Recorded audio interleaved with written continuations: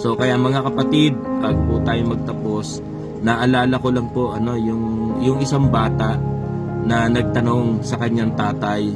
Sabi niya, "Tay, gaano ba kalaki ang Diyos?" Nakita ng tatay yung eroplano sa itaas ng himpapawid at itinuro ito ng tatay sa bata. Sabi nung tatay dun sa bata, "Anak, nakikita mo ba yung eroplano na yon?" Ang sabi nung bata, "Tay, ang liit naman pala ng Diyos." Naguluhan yung tatay kasi bakit ba naituro niya eroplano, liit-liit pala ng eroplano sa paningin ng bata. So alam niyo, sabi nung tatay, "O sige, sasama kita, susunduin natin yung tito mo sa airport." Sabi niya ganon. At susunduin natin, sumama ka.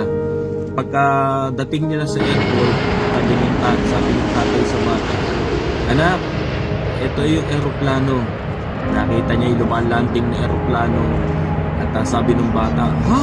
Tatay, ang laki pala ng eroplano." So sabi ng tatay, sabi ko sa iyo diba sabi ko sa iyo, malaki ang ating Diyos. The more we get closer to the Lord, ganun natin nakikita kung gaano kalaki ang Panginoon. Kapag malayo tayo sa Panginoon, malayo ang tingin mo sa Diyos, maliit lang ang Diyos para sa iyo. Amen? Malayo ka sa Panginoon Pero the more we get closer, the more na tayo ay napapalapit sa Panginoon, doon natin mas nakikita kung gaano kalaki ang Diyos sa ating mga buhay. Kaya pinakamabuti natin gawin, mga kapatid, kagaya ng mensahe ng Diyos sa atin ngayong umagang ito, lumapit sa Panginoon. Amen po ba? Lumapit hindi lumayo sa Panginoon.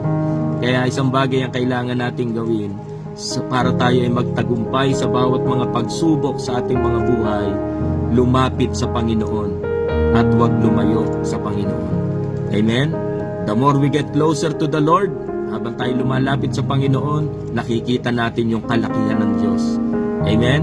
At kapag naman tayo lumalayo sa Panginoon, lumiliit naman ang tingin natin sa Panginoon at lumiliit din yung ating pananampalataya sa Panginoon. Kaya mga kapatid, kung gusto mo magtagumpay, lapit sa Panginoon. Iyon yung natatanging solusyon para makita mo kung gaano kalaki ang ating Panginoon. Amen po ba? So purihin ang pangalan ng Panginoon.